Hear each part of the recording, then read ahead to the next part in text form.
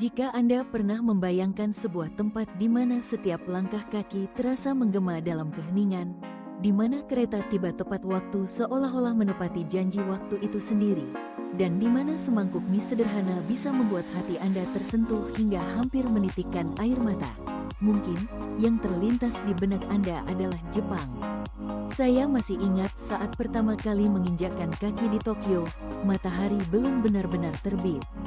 Udara pagi membawa aroma teh hijau yang lembut, berpadu dengan sejuk yang menenangkan. Seorang kakek berdiri di tepi peron, tangannya dimasukkan ke dalam saku jaket, diam tanpa kata. Namun, ketika mata kami bertemu, ia sedikit membungkuk memberi salam. Tak perlu sepatah kata pun, hanya sebuah gerakan kecil, namun kehangatannya mampu menembus dingin pagi itu, mengisi hati saya dengan perasaan yang sulit dijelaskan. Jepang tidak pernah berteriak ingin menjadi destinasi paling istimewa di Asia. Namun justru dalam ketenangannya, dalam ketelitian dan kedalaman budayanya, Jepang dengan perlahan membisikkan kisah-kisah luar biasa yang tak akan Anda temui di tempat lain. Di negeri ini, Anda bisa membeli telur rebus langsung dari mata air panas pegunungan, menginap di hotel yang seluruh pelayanannya dijalankan oleh robot, atau berjalan-jalan di tengah hutan bambu yang membuat Anda bertanya-tanya, apakah Anda sedang berada di masa kini, atau tersesat di masa lalu. Hari ini, saya tidak akan sekadar membagikan daftar wajib dikunjungi atau hal yang harus dilakukan. Saya ingin mengajak Anda menyelami 15 fakta menakjubkan, mengejutkan, dan kadang begitu mengharukan yang hanya bisa ditemukan di Jepang. Fakta-fakta yang mungkin akan membuat Anda tersenyum, berhenti sejenak, dan berpikir, ternyata masih ada tempat seperti ini di dunia. Ambillah secangkir teh hangat. Mari kita mulai perjalanan yang lembut ini bersama-sama. Sebuah perjalanan yang sederhana namun dijamin akan menyentuh hati Anda. Di Jepang, kereta bukan sekadar alat transportasi, ia adalah kebanggaan nasional, simbol ketepatan dan rasa hormat yang mendalam. Banyak orang mungkin mengira kereta hanyalah sarana biasa untuk berpindah tempat, sesuatu yang ada di hampir setiap negara. Namun, semua anggapan itu akan berubah saat Anda menaiki Shinkansen, kereta cepat legendaris negeri Sakura, dan merasakan pengalaman yang tak terlupakan. Bayangkan, kereta tiba di peron dengan presisi luar biasa, bukan hanya tepat menit, tetapi hingga ke detik. Saat Anda melangkah masuk, suasana di dalam begitu tenang hingga detak jantung sendiri terdengar jelas. Setiap penumpang duduk dengan sopan, berbicara pelan, dan menghindari makan atau minum sembarangan. Kursi-kursi bersih seperti kamar hotel bintang 5, mencerminkan standar kebersihan yang sangat tinggi. Petugas pemeriksa tiket membungkukkan badan dengan penuh hormat di setiap gerbong, menambah kesan bahwa Anda tengah memasuki dunia yang penuh etika dan disiplin. Di samping Anda, seorang anak kecil tersenyum ramah dan menunjuk keluar jendela. Pemandangan Gunung Fuji terpampang, menyembul di balik kabut pagi, bagaikan sebuah lukisan hidup yang menenangkan jiwa. Anda pun terhanyut dalam momen, mengagumi keindahan dan keheningan yang menyelimuti perjalanan. Ketika Anda bertanya kepada seorang warga lokal mengapa kereta di Jepang bisa begitu bersih dan tepat waktu, ia menjawab dengan senyum hangat, karena di sini, kereta adalah simbol kepercayaan. Ketepatan waktu adalah bentuk penghormatan kepada orang lain. Sepanjang sisa perjalanan, Anda terdiam, merenungkan makna di balik segalanya. Jepang tidak perlu berteriak untuk membuktikan kehebatannya. Mereka menunjukkan kebesaran melalui tindakan sederhana, konsistensi, dan rasa hormat yang mengalir dalam kehidupan sehari-hari. Inilah pelajaran berharga tentang keagungan yang sejati, diam, namun sangat bermakna. Seni meracik teh di Jepang adalah perjalanan melambatkan waktu, di mana setiap detik mengalir lembut, mengajak jiwa untuk meresapi keheningan. Di sebuah rumah sederhana beralaskan tatami, aroma daun kering, kayu tua, dan udara yang syahdu membungkus ruang, menciptakan suasana yang begitu damai dan penuh makna. Seorang nenek berusia lebih dari 80 tahun memandu upacara teh, gerakannya begitu halus dan penuh penghormatan, seolah menari di tengah keheningan. Dalam setiap langkah, mulai dari membersihkan cangkir, menyusun teko, hingga menuangkan teh, tidak ada satupun gerakan yang sia-sia. Semuanya dilakukan perlahan, tanpa suara, tanpa tergesa-gesa, dan tanpa satupun yang memikirkan waktu berjalan. Di ruangan itu, waktu bukan untuk dihitung, melainkan untuk dirasakan sepenuhnya. Ketika secangkir teh hangat berpindah ke tangan, getaran emosi begitu nyata. Bukan karena rasa teh yang luar biasa, melainkan karena momen hadir sepenuhnya, merasakan keberadaan diri, menyadari napas, dan bersyukur atas kebersamaan yang sederhana. Tatapan sang nenek penuh pengertian, seolah tahu bahwa setiap detik dalam ritual ini adalah bentuk penghormatan, bukan sekadar rutinitas. Saat ditanya mengapa semua dilakukan dengan begitu hati-hati, sang nenek hanya tersenyum dan berkata lembut, "Karena ini bukan sekadar teh. Ini adalah bentuk penghormatan." Itulah filosofi hidup dalam budaya Jepang. Menikmati teh bukan sekadar menghilangkan dahaga, melainkan seni untuk kembali mengenal diri sendiri, untuk menyadari bahwa hidup harus dirasakan, bukan hanya dijalani. Jika hari-hari terasa terlalu cepat berlalu, cobalah duduk sejenak, tuangkan teh perlahan, dan biarkan air yang mendidih dan keheningan menyentuh hati. Di sana, mungkin Anda akan menemukan kembali kedamaian dan diri Anda yang sejati. Ketika membayangkan tentang rumah toilet umum, kebanyakan orang mungkin langsung membayangkan tempat yang ingin segera dihindari. Namun, pengalaman saya di Jepang benar-benar membalikkan persepsi itu. Begitu melangkah masuk ke dalam sebuah toilet umum di sana, saya langsung disambut alunan suara burung yang mengalun lembut, menciptakan suasana tenang dan menyenangkan. Lantai toilet bersih mengilap seakan baru saja dipel, tanpa noda atau bau tak sedap sedikit pun. Bahkan, dudukan toilet dilengkapi pemanas, memastikan kenyamanan di setiap musim. Terdapat pula tombol khusus untuk memutar musik, sehingga siapapun bisa menjaga privasi tanpa rasa canggung. Instruksi penggunaan disediakan dengan gambar-gambar sederhana, memastikan siapapun, bahkan turis asing sekalipun, dapat memahami cara menggunakan fasilitas dengan mudah. Sambil duduk, saya tak bisa menahan senyum, membatin, mengapa toilet umum bisa dibuat begitu nyaman dan diperhatikan? Jawabannya perlahan terungkap. Di Jepang, menjaga kebersihan toilet bukan hanya soal sanitasi, melainkan juga bentuk penghormatan, baik kepada orang lain maupun diri sendiri. Di tempat paling pribadi sekalipun, mereka tetap menempatkan standar kebersihan dan keramahan yang tinggi. Seorang teman Jepang pernah berkata, "Jika ingin menilai karakter sebuah bangsa, jangan lihat hotel bintang 5. Lihatlah toilet umumnya." Kalimat itu terus terngiang di kepala saya. Di banyak negara, toilet umum justru jadi tempat yang dihindari dan jarang dibicarakan. Namun di Jepang, toilet umum justru menjadi pengalaman yang mengesankan, bahkan membuat saya betah berlama-lama. Terkadang, justru dari hal-hal kecil seperti toilet umum, kita bisa melihat keindahan besar dari sebuah budaya. Karena perhatian pada detail, keramahan, dan kebersihan, Jepang mengajarkan bahwa kenyamanan dan penghargaan terhadap sesama bisa dimulai dari ruang privat sekecil apapun. Di sebuah desa kecil di daerah Tohoku, saya pernah berkunjung ke rumah sepasang petani tua. Di rak kayu dekat jendela, berdiri 3 boneka kain dengan kimono usang dan wajah lembut. Saat saya bertanya apakah boneka-boneka itu sekadar hiasan, sang nenek hanya tersenyum dan berkata pelan, "Tidak, ini adalah 3 putri saya yang telah tiada." Setiap tahun, saya mengganti pakaian mereka, bercerita sebelum tidur, dan menyalakan dupa di hari peringatan mereka. Saya tercekat. Di Jepang, boneka bukanlah benda mati biasa.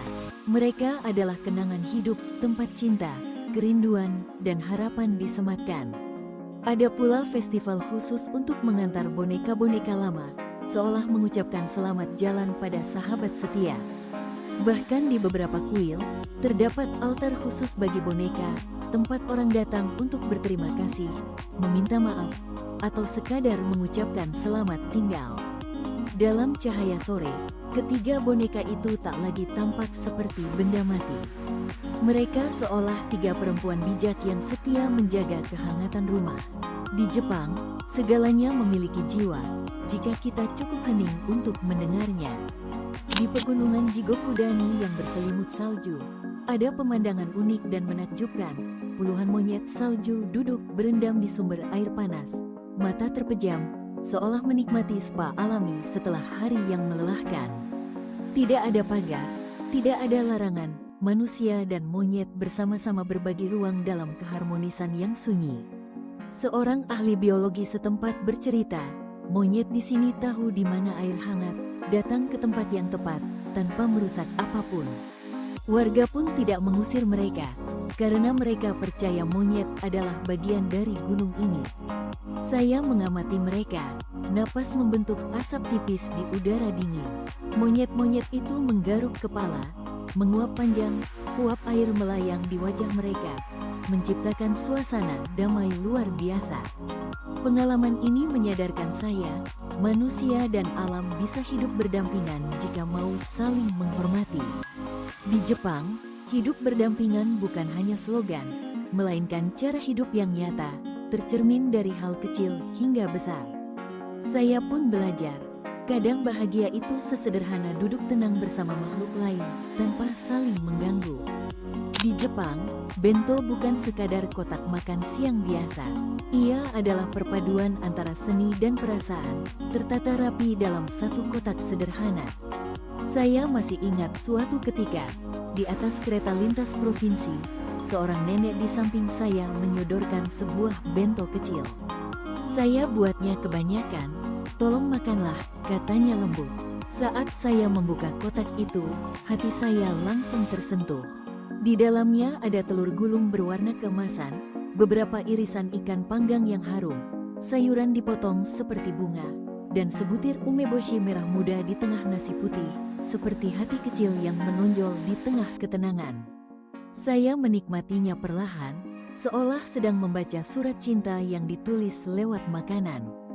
Di Jepang, bento adalah ungkapan kasih sayang. Setiap elemen dipilih dan disusun penuh perhatian, menjadi cerita tersendiri antara pembuat dan penerima.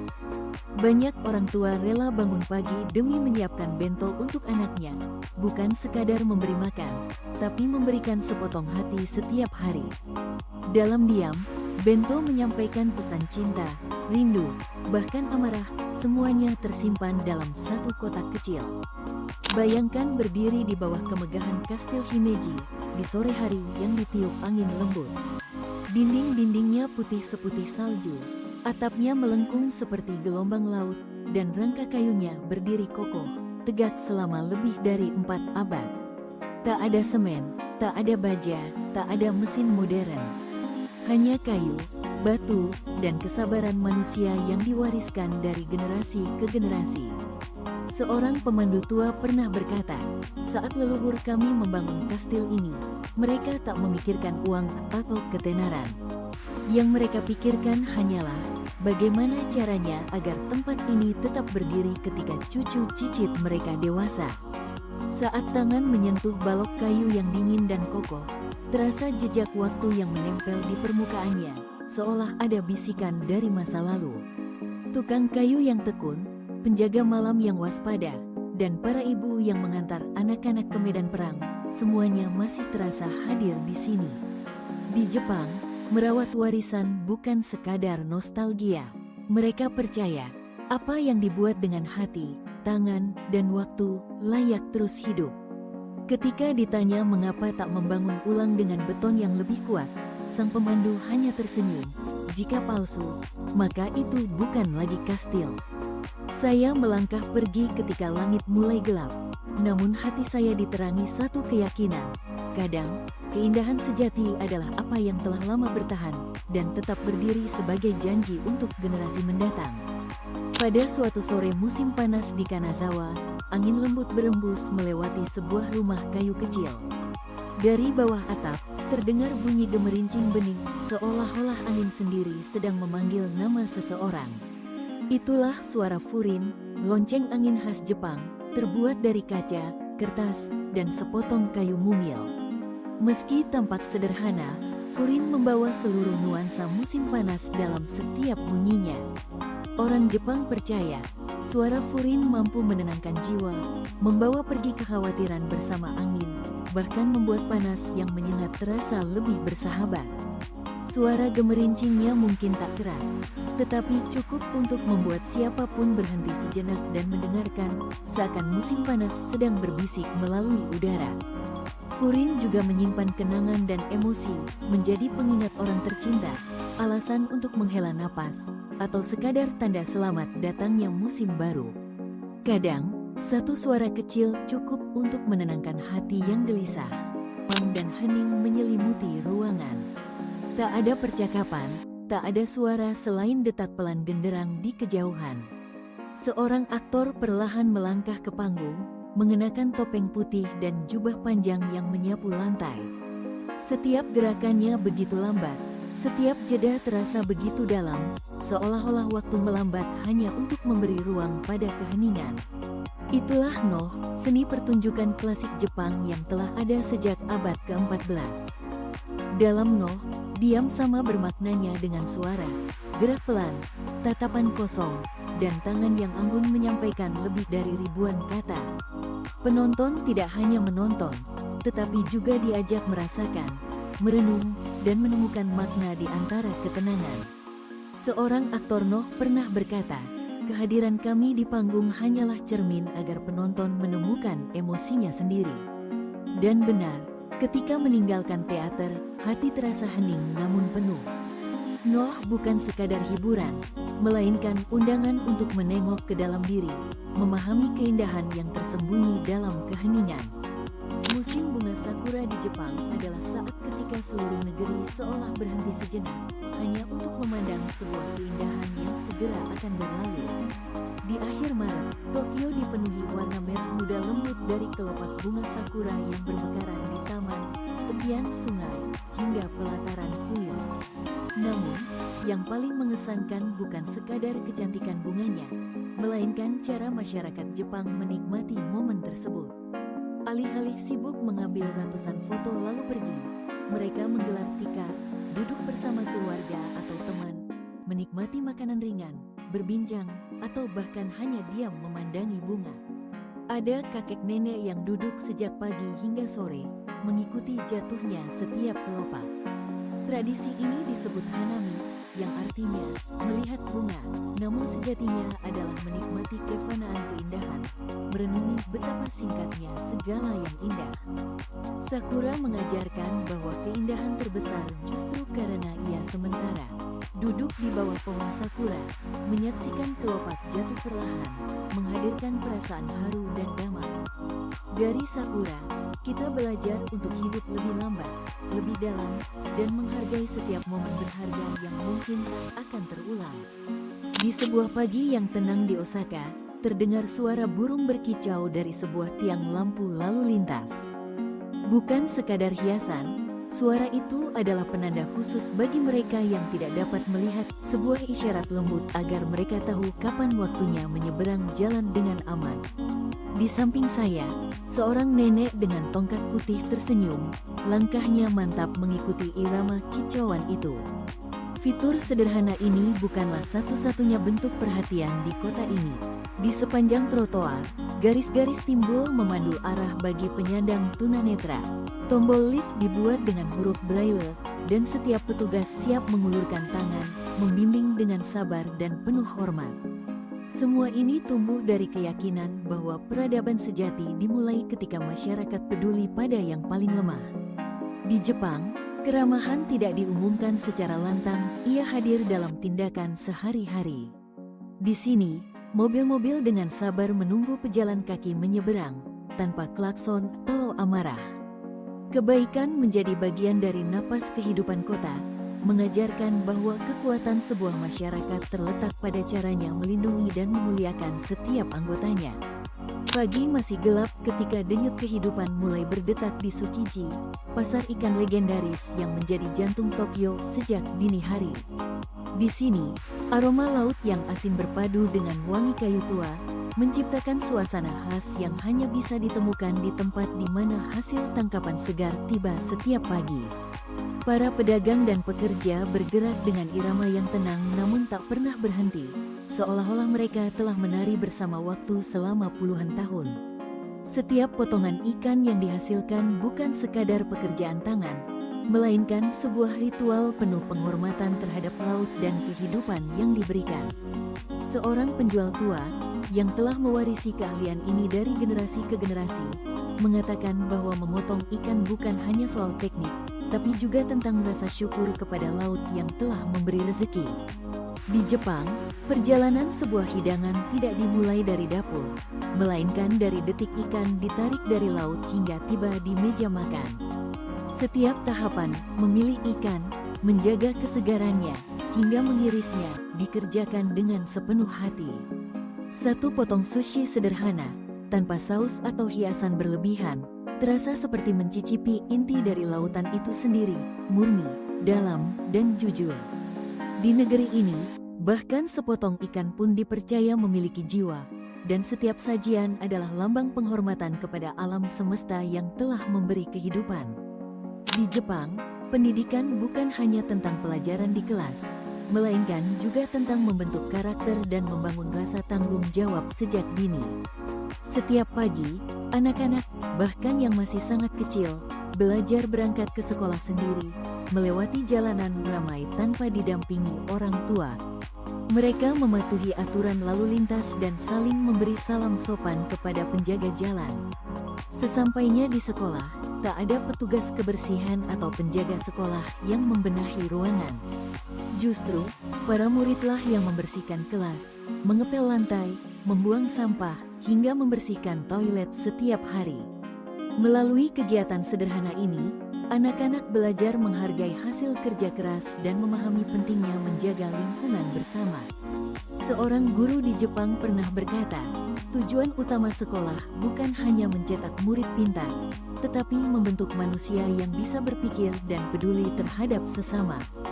Dengan membiasakan anak-anak bertanggung jawab atas kebersihan dan keselamatan, mereka tumbuh menjadi pribadi yang mandiri, disiplin, dan memiliki kesadaran sosial tinggi. Inilah mengapa masyarakat Jepang terkenal dengan etika dan rasa kebersamaan yang kuat. Pernahkah Anda membayangkan menginap di sebuah ruangan yang begitu kecil, hanya cukup untuk berbaring dan duduk? Itulah pengalaman unik yang ditawarkan oleh Hotel Kapsul, sebuah inovasi dari Jepang yang mengubah kesederhanaan menjadi seni beristirahat. Tanpa pintu, tanpa meja, tanpa kemewahan, hanya sebuah kapsul persegi panjang yang diterangi cahaya lembut dan suasana sunyi. Awalnya, kesan sempit mungkin terasa mengekang, namun saat merebahkan badan, menarik tirai tipis, dan mematikan hiruk-pikuk dunia luar, Anda akan merasakan ketenangan yang mendalam. Konsep hotel kapsul lahir dari kebutuhan akan tempat beristirahat di tengah kota yang padat dan ritme hidup yang cepat. Seseorang yang bekerja di sana berkata, "Kami percaya istirahat tak perlu berlebihan. Yang penting, cukup untuk memulihkan tenaga tanpa gangguan." Di Jepang, kesederhanaan ruang bukan berarti kehilangan makna. Justru, di area yang terbatas, makna istirahat menjadi lebih utuh.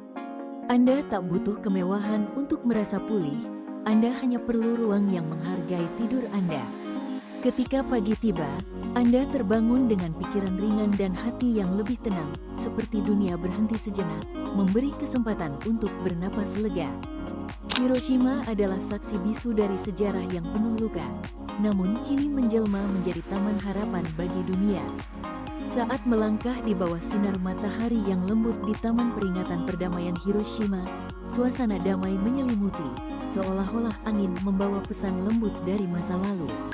Di tengah kota modern yang dahulu porak-poranda oleh bom atom, kini berdiri monumen, kolam, dan suara tawa anak-anak yang menghidupkan kembali semangat kehidupan. Di hadapan jam yang terhenti pada pukul 8.15 pagi, detik ketika bom dijatuhkan, waktu terasa seakan berhenti. Namun, dentingan lonceng angin dan langkah para pelajar yang menundukkan kepala, meletakkan bunga, serta mengucapkan janji perdamaian, membangkitkan harapan baru. Seorang relawan tua berkata, "Kami memilih menabur benih harapan, bukan menumbuhkan dendam. Kami tidak melupakan, tapi kami memilih memaafkan demi masa depan." Kini, setiap sudut Hiroshima bukan lagi simbol kehancuran, melainkan tekad menjaga perdamaian. Dari bunga sakura yang bermekaran hingga setiap batu peringatan, semuanya adalah doa agar tragedi serupa tak terulang. Mengingat Hiroshima, kita belajar, masa lalu memang pilu, tapi harapan selalu bisa tumbuh di atasnya. Saat saya menuliskan kembali kenangan perjalanan ini, saya menyadari bahwa yang paling membekas di hati bukanlah daftar tempat yang pernah saya kunjungi, melainkan sensasi yang diam-diam ditinggalkan oleh Jepang, sebuah negara yang perlahan berubah dari sekadar destinasi menjadi sebuah perasaan. Saya masih bisa mendengar sayup-sayup bunyi lonceng angin di sore hari yang tenang, seolah waktu ikut menunduk dan membiarkan hati saya diam sejenak. Saya teringat pada tatapan seorang kakek yang dengan telaten membersihkan lantai kelas. Gerakannya pelan namun penuh makna, seolah setiap tarikan kain adalah upaya merawat kenangan hidupnya. Saya masih merasakan sentuhan halus kelopak bunga sakura yang jatuh di telapak tangan, begitu lembut dan ringan hingga rasanya ingin saya simpan selamanya. Saya pun mengerti, ternyata hal yang membuat Jepang istimewa bukanlah sesuatu yang megah atau luar biasa. Justru, kekuatan mereka ada pada cara menghargai hal-hal kecil, salam yang penuh hormat, sepiring makanan sederhana, atau ucapan terima kasih yang diucapkan dengan nada lembut. Dalam keheningan dan ketenangan, Jepang mengajarkan kita untuk memperlambat langkah, untuk benar-benar menikmati setiap momen, mendengar lebih dalam suara hati, dan tumbuh rasa syukur atas segala yang sederhana. Di tengah hiruk-pikuk dunia yang semakin bising dan terburu-buru, Jepang hadir seperti bisikan lembut yang mengingatkan, nikmatilah setiap detik, perhatikan detail yang sering terlewat, dan temukan keindahan dalam kesederhanaan. Jika Anda sedang mencari tempat yang damai, tempat di mana keindahan hadir dalam setiap detik dan setiap detail kecil, mungkin yang Anda cari adalah Jepang. Dan ketika Anda telah sampai di sana, cobalah berjalan perlahan, pandanglah lebih dalam, dan biarkan diri Anda menyerap segala rasa. Sebab, mungkin saja di satu momen tak terduga, Anda akan menemukan bukan hanya Jepang, melainkan juga menemukan kembali diri Anda sendiri. Terima kasih telah menjadi teman perjalanan dalam kisah ini. Sampai jumpa di petualangan berikutnya.